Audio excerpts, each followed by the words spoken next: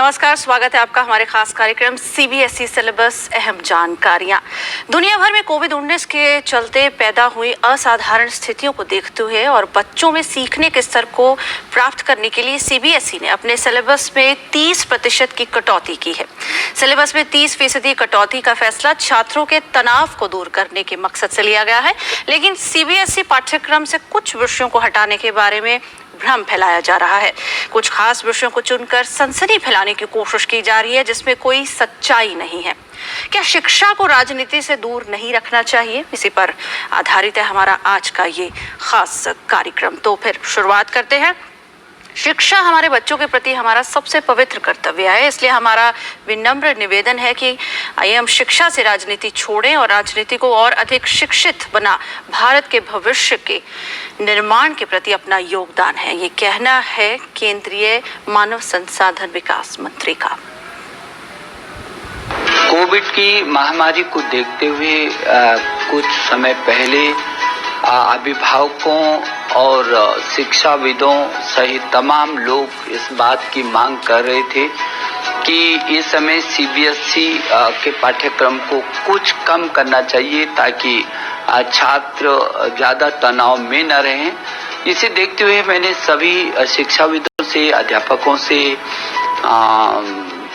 सभी अभिभावकों से, देश के तमाम लोगों से निवेदन करके सुझाव मांगे थे कि वो सुझाव दें कि क्या पाठ्यक्रम कम हो सकता है और कितना कम हो सकता है, उनके क्या सुझाव हैं। तो जब पूरे देश भर से अध्यापकों के, शिक्षाविदों के, अभिभावक गण के जो सुझाव आए, उसके बाद विशेषज्ञों की समिति के द्वारा इन सुझावों पर विचार विमर्श परामर्श करने के बाद सीबीएसई ने ये निर्णय लिया कि ऐसी परिस्थिति में छात्रों के मानसिक तनाव को कम करने के लिए 30% तक इस समय उस पाठ्यक्रम को कम किया जाए, उन टॉपिक को कम किया जाए। वो पाठ्यक्रम का तो हिस्सा रहेगा, लेकिन वो प्रसंग केवल परीक्षा में उसको पूछे नहीं जाएंगे। और मैं समझता हूँ कि इसका जहाँ पूरे देश में स्वागत हो रहा है, वहाँ कुछ लोग, चंद लोग केवल बिना किसी जानकारी के झूठ और सनसनी फैलाने की दृष्टि से ऐसे ट्वीट कर रहे हैं, इस तरीके से सनसनी फैलाने की कोशिश कर रहे हैं। मेरा उनसे बहुत विनम्र अनुरोध है, आग्रह है कि प्लीज आप शिक्षा में कम से कम राजनीति न करें, शिक्षा को छोड़ दें। और बल्कि मैं तो ये अनुरोध करूंगा कि राजनीति को और शिक्षित कैसे बनाया जा सकता है, सुदृढ़ कैसे बनाया जा सकता है, इस दिशा में आप आगे आएं तो मैं आपका अभिनंदन करूंगा। तो आइए एक बार फिर नजर डालते हैं कि इस अहम फैसले के क्या अहम बिंदु हैं, जिन पर अभी खुद केंद्रीय मंत्री सबसे बात कर रहे थे। छात्रों के हित में ये सिलेबस में ये कटौती की गई है। सीबीएसई सिलेबस में कमी के मुद्दे पर झूठ और सनसनी कुछ लोग फैला रहे हैं और सिलेबस को 30% कम करने का एकमात्र उद्देश्य छात्रों के ऊपर से तनाव और बोझ को कम करना है। और इस हटाए गए कुछ टॉपिक्स को लेकर गलत अर्थ निकालना उचित नहीं है। सभी विषयों में ही कुछ ना कुछ कटौती की गई है। अगर इन टॉपिक्स की बात करें तो इसे योजना या द्वेष के तहत नहीं हटाया गया है और सिलेबस में की गई कटौती केवल कोविड-19 महामारी के समय में किया गया एक उपाय मात्र है। ये निर्णय जानकारों और शिक्षाविदों की सलाह और सुझावों और उनके चर्चा के बाद आया है और खुद केंद्रीय मंत्री का कहना है कि वो शिक्षा को राजनीति से अलग रखें और अपनी राजनीति को और शिक्षित बनाएं। और इस पर और विस्तार से बात करने के लिए हमारे संवाददाता निशांत सौरभ हमारे साथ जुड़ गए। निशांत, एक अहम फैसला लिया गया देश भर के बच्चों के हित को ध्यान में रखते हुए, लेकिन कुछ लोग इसको किसी और तरीके से लेकर आगे बढ़ रहे हैं। हेलो जी, देखिए जिसका बिल्कुल ये जो फैसला लिया गया है वो बिल्कुल छात्रों के हित में है। मैं कहूँ तो छात्रों के हित में है और छात्रों के ऊपर जो तनाव या जो पढ़ाई का बोझ है उसको कम करने के मकसद से लिया गया फैसला है। क्योंकि आप देखिए कि जो कोरोना महामारी की वजह से देश भर में कक्षाएं नहीं चल रही हैं, क्लासेस नहीं हो रहे हैं। अब तक एकेडमिक सेशन जो है वो शुरू हो जाना चाहिए था, अप्रैल के महीने में शुरू होता है, लेकिन अभी तक पढ़ाई नहीं हो पा रही है। हालांकि स्कूल ऑनलाइन पढ़ाई कर रहे हैं, लेकिन ऑनलाइन पढ़ाई सभी बच्चे नहीं कर पा रहे हैं। तो ऐसे में एक जो सिलेबस है उसको रेशनलाइज करने की जरूरत थी, ताकि कोई लर्निंग गैप ना रहे छात्रों में। ऐसा ना हो कि कोई बच्चा किसी चीज को पढ़ ले और कोई बच्चा उससे वंचित रह जाए। तो एक लर्निंग गैप जो था उसको कम करने की जरूरत थी और छात्रों के ऊपर तनाव को दूर करने की जरूरत थी, क्योंकि आपको सिलेबस जो है इस 2020-21 का जो एकेडमिक सेशन है उसके सिलेबस को वक्त पर पूरा भी करना है, ताकि जो अगले साल का जो सेशन होगा उसको वक्त पर शुरू किया जा सके, ताकि जो बोर्ड की परीक्षाएं जो अगले साल होंगी, 10वीं या 12वीं बोर्ड की परीक्षाएं होंगी, वो भी अपने समय पर करवाई जा सके। तो ये सारे बिंदु थे जिस पर विचार करना जरूरी था। इसी को लेकर मानव संसाधन विकास मंत्री ने कुछ दिनों पहले जो शिक्षाविद से या फिर प्रिंसिपल, टीचर से, अभिभावकों से, सभी पक्षों से सुझाव मांगे थे और उन्हें करीब 1500 से भी अधिक सुझाव मिले थे सिलेबस को कम करने को लेकर। तो इन सभी सुझावों का अध्ययन करने के बाद और जो एक्सपर्ट कमिटीज होती है, जो विशेषज्ञों की समिति होती है, सीबीएसई की भी अपनी समिति होती है, सिलेबस की कमेटी होती है, करिकुलम कमेटी होती है, गवर्निंग बोर्ड होता है सीबीएसई का, इन सभी जगहों से एक मुहर लगने के बाद ही जो सिलेबस में 30% कटौती करने का निर्णय लिया गया। इसलिए ऐसा कहना कि किसी योजना के तहत या किसी चीज को टारगेट करते हुए कुछ खास विषयों को हटाया गया, ये कहना गलत है। और मानव संसाधन विकास मंत्रालय ने इसी को लेकर सफाई दी है कि ये राजनीति से प्रेरित नहीं है, और अगर जो राजनीति जो कोई कर रहा है उसको शिक्षा जैसे अहम क्षेत्र को राजनीति से दूर रखना चाहिए। और ये जो सिलेबस में कटौती का फैसला किया गया है ये छात्रों के हित में है और केवल वन टाइम मेजर, केवल जो अगले साल जो बोर्ड की परीक्षाएं होंगी उसके लिए ये लागू है। उसके बाद फिर वो जो सामान्य पाठ्यक्रम है उसी के तहत पढ़ाई होगी। और ऐसा नहीं है कि सिलेबस में रिड्यूस करने का मतलब ये है कि बच्चे पढ़ेंगे नहीं, क्योंकि जो एनसीईआरटी का जो वैकल्पिक एकेडमिक कैलेंडर है उसमें ये विषय शामिल है और स्कूलों से कहा गया है कि वो इस एकेडमिक कैलेंडर का पालन करें। यानी स्कूल अपने लेवल पर छात्रों को ये विषय पढ़ाएंगे ताकि उनको इन विषयों से अवेयर जानकारी दी जा सके, अवेयर किया जा सके। भले ही परीक्षा में इन विषयों से इन जो टॉपिक हटाए गए हैं उनसे सवाल नहीं पूछे जाएंगे। तो इसलिए ये एक छात्रों के हित में है, ताकि जो अगले साल की परीक्षा, चूंकि अब उनके पास वक्त भी कम बचेगा, जो पूरे सत्र की पढ़ाई भी नहीं कर पाएंगे, इसलिए परीक्षा की तैयारी को आसान करने के मकसद से ही ऐसा किया गया है। बिल्कुल निशांत, बहुत महत्वपूर्ण फैसला है। देश भर के बच्चों को हित को ध्यान में रखते हुए इस फैसले को लिया गया है और इस पर आपसे और भी बात करेंगे। आप हमारे साथ बने रहिएगा और इस पर और इसके हर पहलू पर चर्चा करने के लिए हमारे साथ जुड़ेंगे सीबीएसई से सचिव अनुराग त्रिपाठी। हम उनसे बात करेंगे और जानने की कोशिश करेंगे कि आखिर इस फैसले के पीछे क्या मकसद था और किस तरह से इस फैसले से जो देश भर के तमाम बच्चे हैं उनको ये फायदा पहुंचेगा। तो त्रिपाठी जी हमारे साथ जुड़ गए हैं। अनुराग जी, बहुत बहुत स्वागत है आपका और शुक्रिया हमारे साथ बातचीत करने के लिए। सबसे पहले तो बहुत बधाई कि इस तरह का फैसला लिया गया और देश भर के बच्चों की जो मनोस्थिति है इस वक्त उसको ध्यान में रखते हुए क्या मेथडोलॉजी अपनाई गई थी, क्या लॉजिक लगाया गया था इस चेंज को लेकर, अगर मैं शुरुआत करना चाहूँ? जी, एक तो आपके चैनल के माध्यम से मैं सारे पेरेंट्स को, टीचर्स को, स्टूडेंट्स को शुभकामनाएं और बधाई देता हूं और उम्मीद करता हूं कि कोविड का ये संकट बहुत जल्दी समाप्त होगा, हमारे स्कूल खुलेंगे और टीचिंग लर्निंग प्रोसेस अपने फुल मोड में दोबारा शुरू होगी। और बहुत सही प्रश्न आपने किया है और आप जानना चाह रहे हैं कि बेसिकली इसके पीछे आइडिया क्या था और मेथोडोलॉजी क्या थी। तो मैं इसका सीधा उत्तर यही देना चाहूंगा कि हम सबको पता है कि कोविड के कारण हमारे स्कूल बंद हैं, कक्षाओं में भी ताले लगे हुए हैं और बच्चे स्कूल नहीं जा पा रहे हैं।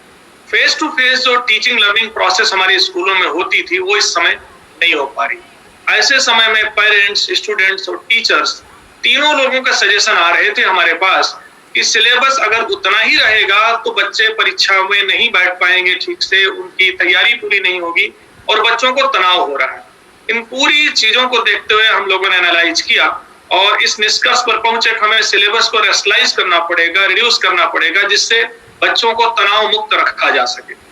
जो मेथोडोलॉजी थी मैं बताना चाहूंगा कि इसके लिए हमारे पास कोर्स कमेटीज होती हैं, सब्जेक्ट कमेटीज होती हैं, जिसमें एक्सपर्ट होते हैं। वो एक्सपर्ट्स हमारे सीबीएसई स्कूल के प्रिंसिपल होते हैं, यूनिवर्सिटीज के लोग होते हैं, एनसीईआरटी के लोग होते हैं, बड़े सीनियर एकेडमिशियंस होते हैं, और सारे विषयों की 190 सब्जेक्ट्स में हम लोगों ने सिलेबस को रिड्यूस किया, रैशनलाइज किया, और सारे विषयों की कमिटीज ने डिटेल में जा करके ये देखा कि क्या क्या सिलेबस को कम किया जाए, किस कंटेंट को कम किया जाए, जिससे बच्चों का लर्निंग गैप कम से कम। तो बहुत एनालिसिस करने के बाद, एनालाइज करने के बाद ये निर्णय लिया गया, और सीनियर्स ने, एक्सपर्ट्स ने अपना सजेशन दिया। कुछ ऐसे विषय जिनको बच्चे पहले से अवेयर थे, जुड़ चुके थे, पढ़े हुए थे, कुछ वह विषय थे, कुछ ऐसे विषय जो रिपीट थे, सिमिलर नेचर के थे, ऐसे विषयों को भी रिड्यूस करने का प्रयास किया गया। लेकिन एक चीज मैं आपके चैनल के माध्यम से बताना चाहूंगा पूरे देश के बच्चों को, पेरेंट्स को, टीचर्स को, कि जो बार बार ये सूचना आ रही है अलग अलग माध्यमों से कि कुछ ऐसे विषय कम कर दिए गए हैं और उनको पढ़ाया नहीं जाएगा और उससे बच्चों की लर्निंग नहीं होगी, तो मैं स्पष्ट करना चाहूंगा कि सीबीएसई ने जो सिलेबस का नोटिफिकेशन जारी किया है, रिड्यूस किया है, हमने 70% एज इट इज रखा है, 30% रिड्यूस किया है जी। 30% जो रिड्यूस किया है उससे बोर्ड परीक्षाओं में प्रश्न नहीं पूछे जाएंगे। स्पष्ट मैं पुनः करता हूं कि रिड्यूस सिलेबस से प्रश्न नहीं पूछे जाएंगे, लेकिन उनको पढ़ाना है। टीचर जो रिड्यूस किया गया सिलेबस है उससे बच्चों को पढ़ाएंगे, उसको क्लास में भी पढ़ाएंगे, एक्टिविटीज, प्रोजेक्ट और बाकी माध्यमों से भी अवेयर करेंगे, जिससे बच्चों का लर्निंग गैप ना हो। हाँ, बोर्ड में प्रश्न नहीं आएंगे, वो इसलिए जिससे बच्चे तनाव मुक्त रहें और उन्हें किसी तरह का प्रेशर ना हो कि जिन चीजों को बच्चे नहीं पढ़ पाए हैं उन पर परीक्षा से वो दूर रहें। लेकिन उन पर तैयारी बच्चे करेंगे, अवेयर होंगे और टीचर उनको पढ़ाएंगे। इसलिए ऐसा कोई कंफ्यूजन नहीं होना चाहिए कि जो 30% कट कर दिया गया या रिड्यूस कर दिया गया या रैशनलाइज कर दिया गया वो बिल्कुल बच्चों से दूर कर दिया गया है, ऐसा नहीं है।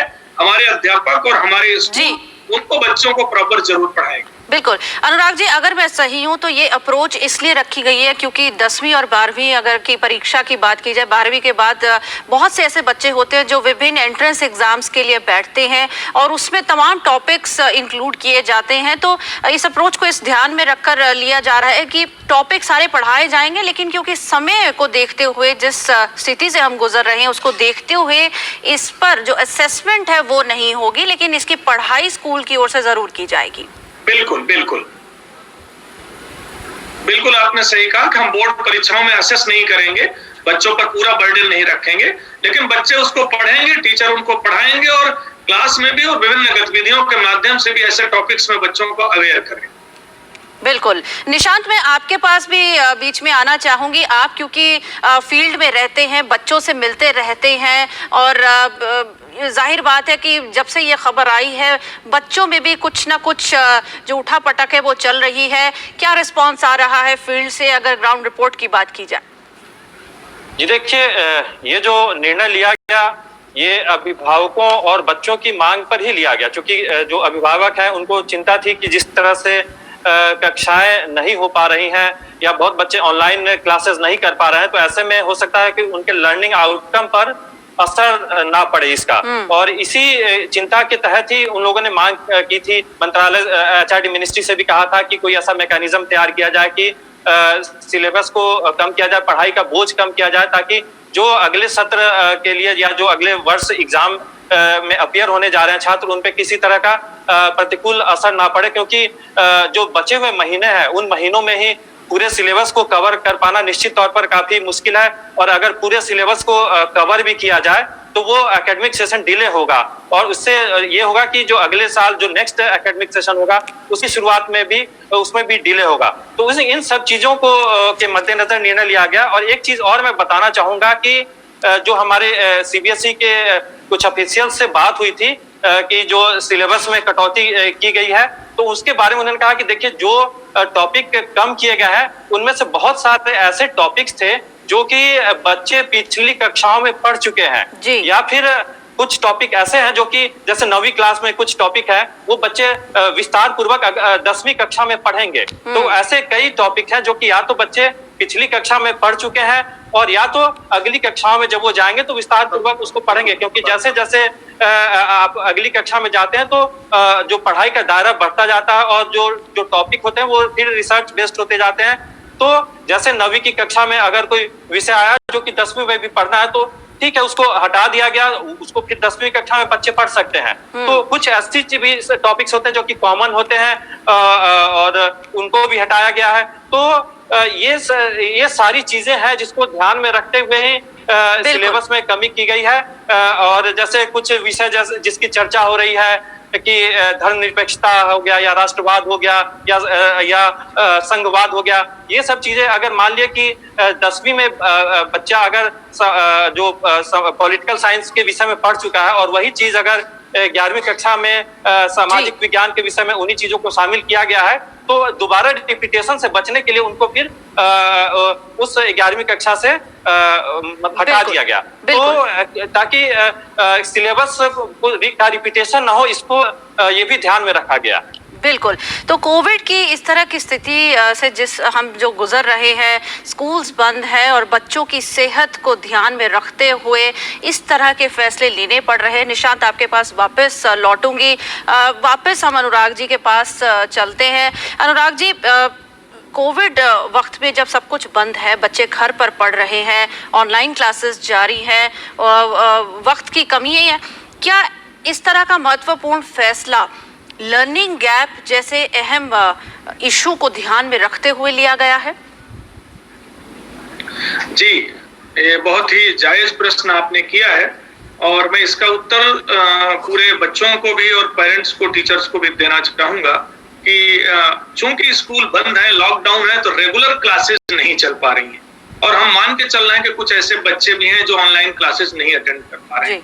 इसलिए फैसला सबके हित में लिया गया है कि वही बोर्ड परीक्षाओं में पूछा जाएगा जितना बच्चे पढ़ सकें, जिसको हम रसलाइज करके हमने 70% किया है। लेकिन एक सूचना जरूर आपको देना चाहूंगा कि सीबीएसई के पास अप्रोक्सीमेटली 22,000 स्कूल्स पूरे देश और विदेश में जी। और हमारे हर स्कूल में कंप्यूटर लैब और डिजिटल टेक्नोलॉजी को लेकर के बच्चों को ट्रेंड किया जाता है। हम मान करके चलते हैं कि हमारे ज्यादातर बच्चों के पास डिजिटल टेक्नोलॉजी, टैब, लैब में ये चीजें अवेलेबल हैं। तो मैं ये कहना चाहूंगा कि जब ये संकट आया तो हमारे अधिकतर स्कूल ऑनलाइन क्लासेस पर अपने शिफ्ट कर लिया। रातों रात उन्होंने अपने टीचर्स को ट्रेंड किया और ऑनलाइन क्लासेस पर हमारे ज्यादातर स्कूल शिफ्ट कर लिए और ऑनलाइन क्लासेस को बड़ी इनोवेटिव और क्रिएटिव तरीके से कंडक्ट करते हुए बच्चों को लर्निंग दे रहे हैं। तो जहां तक लर्निंग गैप की बात है, मैं यही कहूंगा कि ऑनलाइन क्लासेस के माध्यम से उस लर्निंग गैप को कम करने का प्रयास किया जा रहा है। लेकिन फिर भी कुछ ऐसे बच्चे हो सकते हैं जिनके पास ये सुविधा उपलब्ध नहीं हो, उनके लिए भी हमारी एचआरडी मिनिस्ट्री ने और सीबीएसई और एनसीईआरटी ने कई सारे प्रोग्राम लॉन्च किए हैं। सबसे पहले तो एनसीईआरटी ने अल्टरनेटिव एकेडमिक कैलेंडर लॉन्च किया है, जिसको देखते हुए बच्चे विभिन्न तरीकों से अपने उस कोर्सेज को पढ़ सकते हैं, सेल्फ ओरिएंटेड लर्निंग कर सकते हैं, सेल्फ स्टडी कर सकते हैं। दूसरा, एमएचआरडी का दीक्षा प्लेटफॉर्म है और स्वयं प्रभा टीवी चैनल्स हैं, जो अधिकतर टीवी चैनल्स पर स्वयं प्रभा चैनल्स चल रहे हैं। इनके माध्यम से रेगुलर बच्चों की लाइव क्लासेस चल रही हैं। बच्चे ऑफलाइन ऑनलाइन दोनों मोड में इन क्लासेस को अटेंड कर रहे हैं। तो प्रयास हम लोग पूरा कर रहे हैं कि जो बच्चा डिजिटल टेक्नोलॉजी से दूर है उसको भी किसी न किसी माध्यम से, चाहे वो स्वयं प्रभा चैनल के टीवी चैनल के माध्यम से या रेडियो के माध्यम से या व्हाट्सएप पर जो टीचर लेसन प्लान दे रहे हैं उनके माध्यम से या बहुत सारे बच्चों को वर्कशीट भी भेजी जा रही है घर पर, उनके माध्यम से बच्चे पढ़ते रहें जिससे समय का नुकसान ना हो। तो मैं पुनः कहना चाहूंगा कि लर्निंग गैप को कम से कम करने का प्रयास हमारे स्कूल, हमारे टीचर्स कर रहे हैं और उसका एक बड़ा माध्यम डिजिटल टेक्नोलॉजी या ऑनलाइन क्लासेज हैं जिनको ज्यादातर स्कूल अपना रहे हैं। बिल्कुल अनुराग जी, मैं टीचर्स की आपने बात की है उस पर भी बात करूंगी, लेकिन उससे पहले कहते हैं कि हालात के आधार पर ही जिंदगी आगे बढ़ती है, हम बदलाव की ओर भी बढ़ते हैं। अब जिस तरह के हालात हैं हमें अपने सिस्टम में भी बदलाव लाने की ज़रूरत है और उसी को चलते इस तरह का फैसला आया है। अगर इमोशनल और मेंटल हेल्थ की भी बात की जाए बच्चों की, वो इस वक्त बहुत मायने रखती है, बहुत ज़रूरी है, जिसका ध्यान रखना हर टीचर की जिम्मेदारी है, हर पेरेंट्स की जिम्मेदारी है। इसको देखते हुए किस तरह से आप एक महत्वपूर्ण रोल प्ले कर रहे हैं?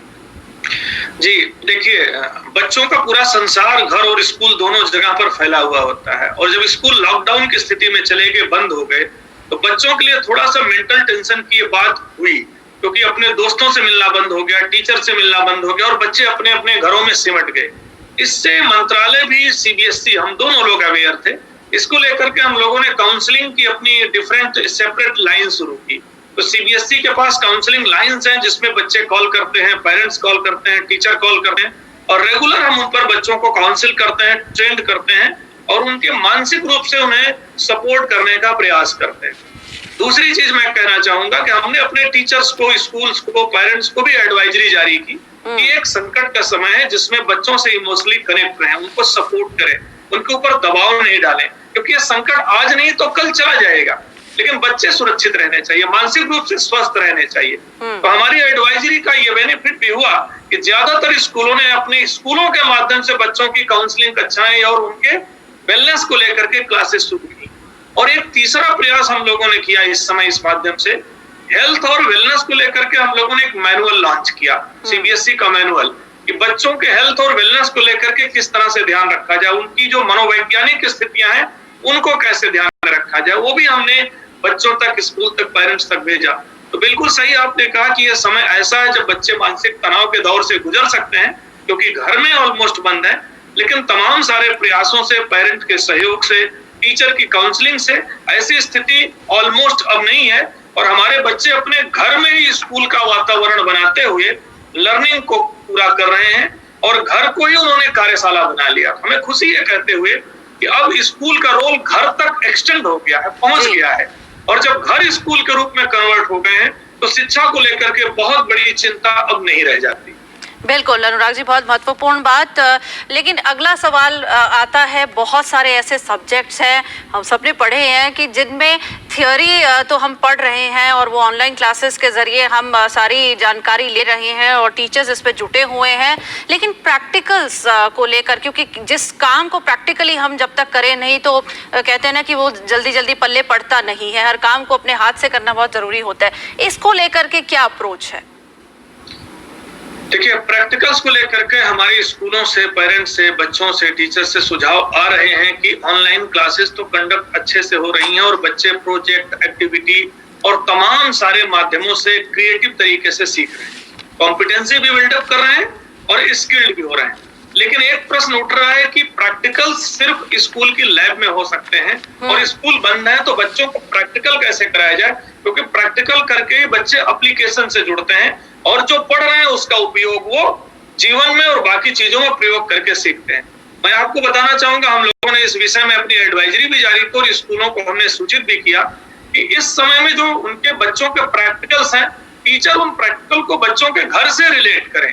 हम देखते हैं कि हमारा घर, हमारे आसपास का प्राकृतिक वातावरण और हमारी किचन किसी लैब से कम नहीं होते हैं। तो हम लोगों ने एडवाइस किया प्रिंसिपल को, टीचर्स को, पेरेंट्स को भी, कि जो उनके बायोलॉजी के प्रैक्टिकल्स हैं, जो उनके फिजिक्स, केमिस्ट्री, साइंस के प्रैक्टिकल्स हैं, मैथ के जो प्रैक्टिकल्स हैं, उनके कॉन्सेप्ट को थोड़ा सा मॉडिफाई करते हुए बच्चों के घर से जोड़ें, किचन से जोड़ें, वातावरण से जोड़ें।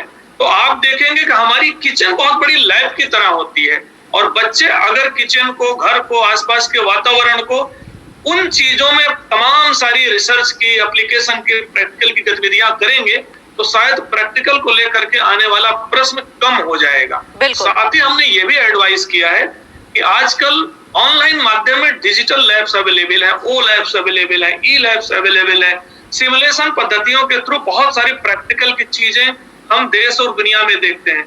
हमने अपने स्कूलों को ये भी इन्फॉर्म किया है और उनसे रिक्वेस्ट की है, एडवाइजरी की है कि वो अपने बच्चों को ऐसे ओ लैब और ई लैब से भी कनेक्ट करने का प्रयास करें, जिससे बच्चों का ये समय बचे और जो कुछ वो पढ़ रहे हैं उनको प्रयोग करके देख सके और जीवन में उतार सके। बिल्कुल अनुराग जी, बहुत संक्षेप में क्या मैसेज आप बच्चों को भी देना चाहेंगे इस असाधारण स्थिति में, जिस तरह से पढ़ाई वो कर रहे हैं घर पर बैठकर, जैसे कि आपने कहा कि स्कूल का वातावरण इस वक्त उन्हें नहीं मिल रहा, साथ ही साथ अभिभावकों को भी आप क्या कहना चाहेंगे बहुत संक्षेप में? जी देखिए, मैं यही संदेश दूंगा कि शिक्षा एकमात्र उपाय है देश की तकदीर को बदलने का, और शिक्षा ही एकमात्र टूल है जिससे हम देश में क्रांति ला सकते हैं, अपनी आर्थिक, सामाजिक, सांस्कृतिक व्यवस्थाओं को दुरुस्त कर सकते हैं और एक लंबा जंप ले सकते हैं। शिक्षा ही एकमात्र माध्यम है जिससे हमारे देश के नौनिहाल और हमारे देश के नागरिक आगे तैयार होते हैं। मैं पेरेंट्स से, टीचर से, प्रिंसिपल से, पूरे स्टेक होल्डर से ये निवेदन करूंगा, एक्सपेक्ट करूंगा कि शिक्षा को वो जागृति की तरह, क्रांति की तरह लें और ये मान करके चलें कि अगर उनका बच्चा शिक्षित होगा, स्किल्ड होगा, कॉम्पिटेंसी बेस्ड होगा, ट्रेंड होगा, वो बच्चा जिस स्थिति में उससे 1000 गुना ज्यादा उसकी कैपेसिटी बढ़ जाएगी। और जब बच्चे की कैपेसिटी बढ़ेगी तो देश को अच्छे नागरिक ही नहीं मिलेंगे, अच्छे इंजीनियर, डॉक्टर, ऑफिसर, पॉलिटिशियंस, हर जगह लोग मिलेंगे। तो मैं निवेदन यही करूंगा कि कोविड के इस समय में पेशेंस रखें, धैर्य रखें, बच्चों के लर्निंग गैप को फिल करने का, भरने का प्रयास करें और जितना ज्यादा से ज्यादा हो सके उन्हें मानसिक सपोर्ट करते हुए घर में सेल्फ ओरिएंटेड लर्निंग देने का प्रयास करें, क्योंकि self oriented learning, experiential learning शिक्षा प्राप्त करने का सबसे बड़ा और सबसे अच्छा तरीका है। और ये गोल्डन अपॉर्चुनिटी है कि अगर बच्चे इस समय सेल्फ ओरिएंटेड लर्निंग में शिफ्ट हो गए, रिसर्च ओरिएंटेड लर्निंग में शिफ्ट हो गए, खुद पढ़ें और टीचर उनके डाउट क्लियर करें और बच्चे उसको प्रयोग करके जीवन में उतारें, तो शायद शिक्षा में एक नई क्रांति जग सकेगी। बहुत महत्वपूर्ण अंतिम संदेश है कि हम सबको मिल करके इस दिशा में आगे बढ़ाना चाहिए और एजुकेशन की जो रोट लर्निंग है उसको एक्सपीरियंशियल लर्निंग और कॉम्पिटेंसी बेस्ड लर्निंग पर शिफ्ट करना चाहिए। बिल्कुल अनुराग जी, बहुत महत्वपूर्ण बातें और बहुत महत्वपूर्ण जानकारी आपने इस शो पर दी। बहुत शुक्रिया आपका और निशांत आपका भी बहुत शुक्रिया हमारे साथ जुड़ने का और इस खबर पर आपकी पैनी निगाह जो बनी हुई थी, बहुत बहुत धन्यवाद आप सबका। तो इस खास कार्यक्रम में आज बस इतना ही, इजाजत दीजिए, नमस्कार।